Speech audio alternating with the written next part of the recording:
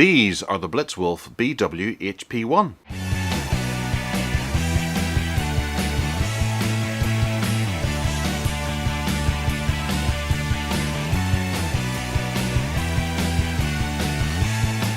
Here we have, in a rather beat-up box, the Blitzwolf BW-HP1. This is a pair of headphones in a beat-up box. We're going to rip them out and have a look and see what they're like. On the back here it says that its wireless version, which I'm guessing is Bluetooth, is 4.1. The battery capacity is 420 milliamp hours. Talk time is around 15 hours. Music playback time is around 13 hours. And the maximum work range is around 10 meters, which is kind of standard for Bluetooth anyway. The most interesting thing about these is their look. So on the top here we have a little bag that has a micro USB charging cable, a 3.5 millimeter extension cable type thing for plugging them in whenever the battery does die, 2-pole to be noted, and there's a bit of a silver thing here. It feels like that comes off or something, but no, it doesn't. It's just a bit of a design, which isn't entirely unpleasant. Then we have the headphones that we will come to. We have a warranty information pamphlet because we have an 18-month manufacturer warranty on there. Very handy.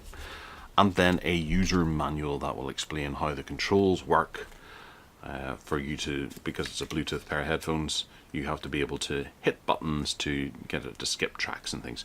We have some specifications there if you want to have a wee read at it. There's nothing that stands out particularly highly that wasn't written on the back of the box, so we'll have a look at that to see what way various different controls are required. Okay, so here are the headphones, and don't they look nice? A £30 pair of headphones from Blitzwolf actually brings with it a large amount of quality. They're quite heavy, to be honest, in my initial impression. Not in a they're going to break your neck kind of way, but in a fairly quality material kind of way. Just having a quick cursory glance around them, I wouldn't guess that these are £30. I have another pair of Bluetooth headphones that were received in from Creative that I think they were £70 maybe new, 60 or £70, and these feel instantly better. They do, and the look of them, the black and red, is gorgeous. That's really an impressive set of headphones, so I guess it's really down to the sound quality. Because I'm quite impressed with these. So having a look at them, you can see that there's a decent amount of movement in the ear cups there. We have faux leather around here that's very soft and very smooth, and we have a little bit of netting over the hard plastic grid that is covering the driver. We have a nice red band around there to make it quite striking, and that's where your 3.5 millimeter headphone jack goes in. Here we have nothing, save for a bit of a design there that's, I don't know, it'd be nice if you could actually pop these out and accessorize and put different colors in there. That'd be kind of cool. Or would it? I don't know. We have the Blitzwolf branding there. We have a metal hinge in here which has a brushed steel effect on it. I don't know if you can just about make that out. Obviously this is the left headphone. There's a couple of screws there, and then this folds up like that into a fairly compact form. Then we have some padding up here for protection and comfort, which is quite nice. Got a pattern to it, and the extenders are about 1 inch. Then it's the same around this side with an R here. We have our controls down here, and then the charger there, and there seems to be a charge light here. There's nothing on this end of it, and the headphone is essentially just the same. So we have a power button here, and there's an LED indicator there. We have a track forward and back indicator here and a plus/- for volume. So I'm guessing that pushing this in and holding it down will take you to the next track, and then pushing once will increase the volume.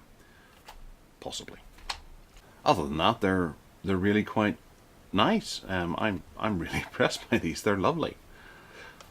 So I'm going to have a quick listen back to some music. We'll get them turned on and paired up. And it told us the power was on there. And we've picked them up there, the BW-HP1.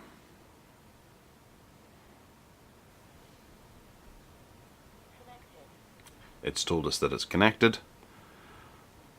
And we're going to listen back to some music. I'll pause the video.